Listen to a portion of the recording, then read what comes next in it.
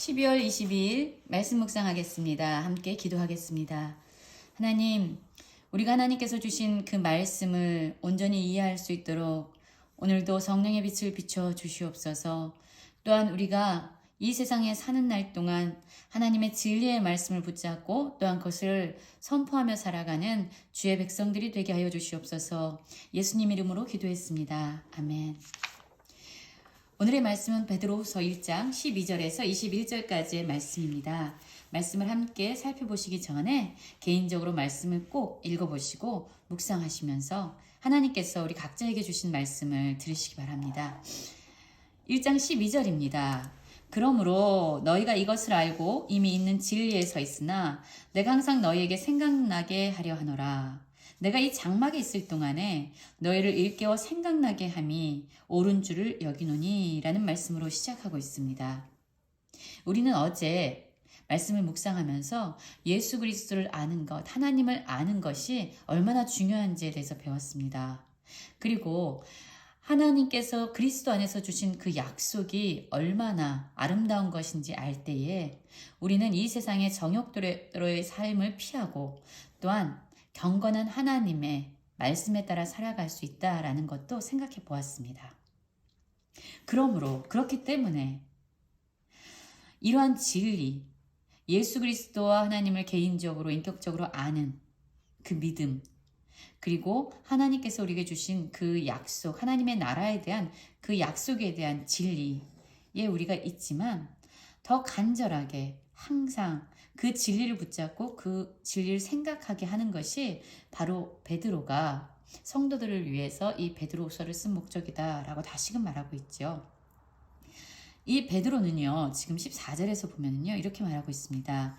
이는 우리 주 예수 그리스도께서 내게 지시한 것 같이 나도 나의 장막을 벗어날 것이 임박한 줄을 알미라. 예수님께서 십자가에 달려 죽음을 앞두고 있을 때 제자들에게 말씀하셨죠. 이제 나는 십자가의 죽음을 통해서 또한 다시 부활할 것이다 라는 자신의 죽음에 대해서 예고했습니다. 그것처럼 베드로도 이제 자신의 죽음의 날이 임박했다라는 것을 알고 있었습니다.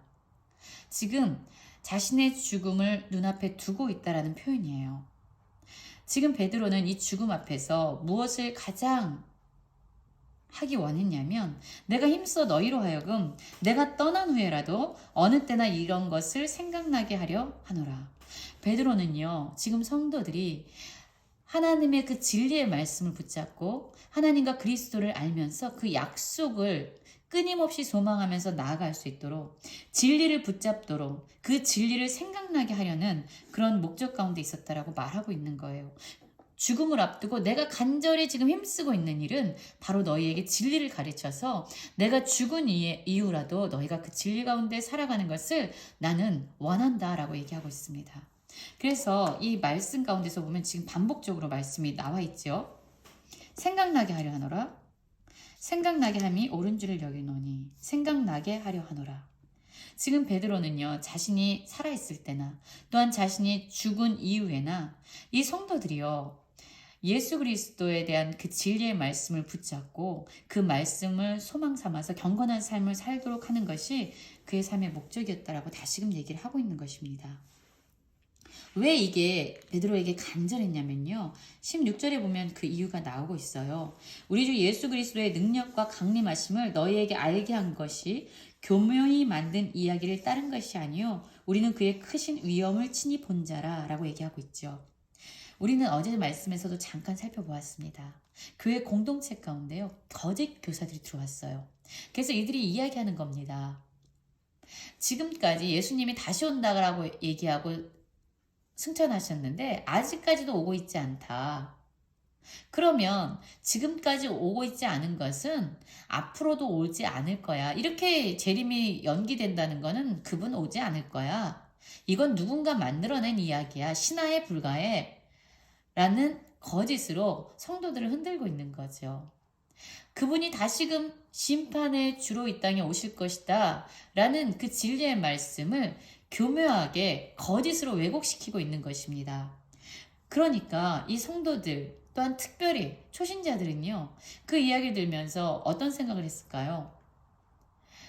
예수 그리스도의 재림을 기대하고 그분이 정말로 하나님의 기준에 따라서 선과 악을 분별하시고 하나님 진정한 믿음의 사람들을 구원하실 것이며 악한 자들을 영원한 심판 가운데로 구분하실 것이다 라는 그 믿음이 흔들리니까요.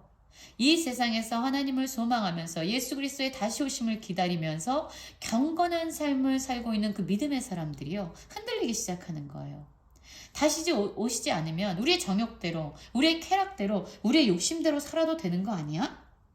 라는 그 거짓된 속삭임에 미혹되고 있는 거죠. 그래서 베드로는요, 지금 죽음을 앞두면서 더 열심히 예수 그리스도는 분명히 다시 오실 것이다. 그분은 분명히 심판에 주러 오실 것이다. 이 진리를 붙잡아라. 이것을 생각해라. 라고 더 간절히 외치고 있는 거예요. 죽음을 앞에 두고도 간절히 이것을 외치고 있는 것입니다. 이렇게 베드로가 이야기할 수 있는 이유로요, 두 가지를 근거로 제시하고 있습니다. 지극히 큰 영광 중에 이러한 소리가 그에게 나기를 이는 내 사랑하는 아들이요 내 기뻐하는 자라 하실 때에 그가 하나님 아버지께 존귀와 영광을 받으셨느니라. 이 소리는 우리가 그와 함께 거룩한 산에 있을 때에 하늘로부터 난 것을 들은 것이다 라고 이야기하고 있죠. 이 사건은 언제를 얘기하고 있습니까?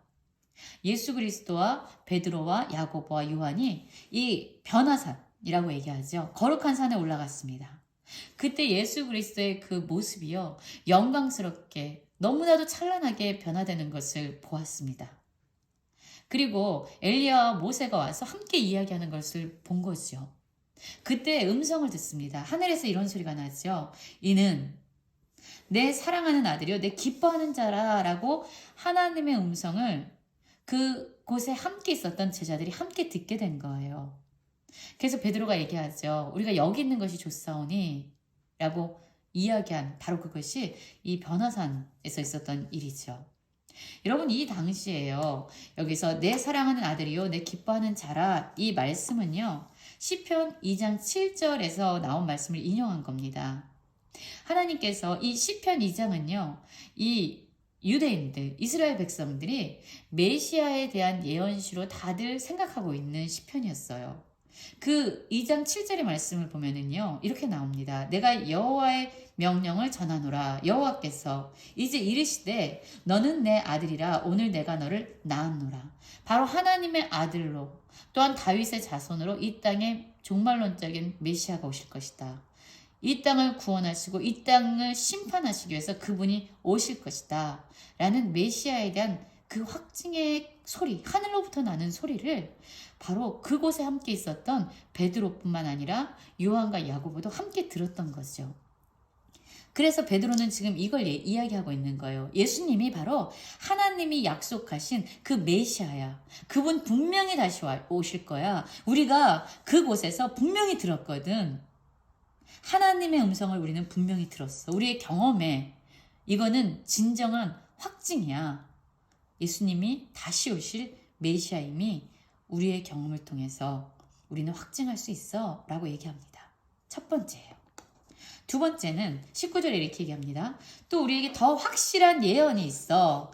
어두운 데를 비추는 등불과 같으니 날이 새어 샛별이 너희 마음에 떠오르기까지 너희가 이것을 주의하는 것이 옳으니라.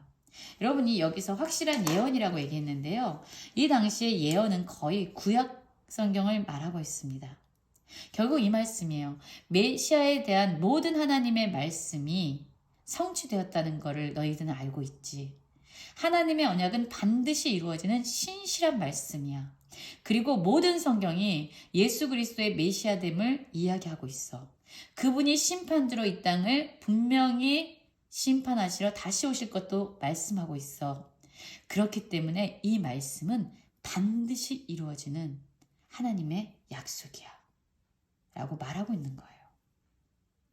그래서 20절에 이렇게 얘기합니다. 주의사항으로 먼저 알 것은 성경의 모든 예언은 사사로이 풀 것이 아니니 예언은 언제든지 사람의 뜻으로 낸 것이 아니요 오직 성령의 감동하심을 받은 사람들이 하나님께 받아 말한 것입니다. 성경에 대해서 우리가 도대체 어떻게 생각하고 있느냐는 거죠. 성경을 거짓 교사들은요 잘못된 방식으로 자신들의 관점으로 성경을 해석했던 거예요.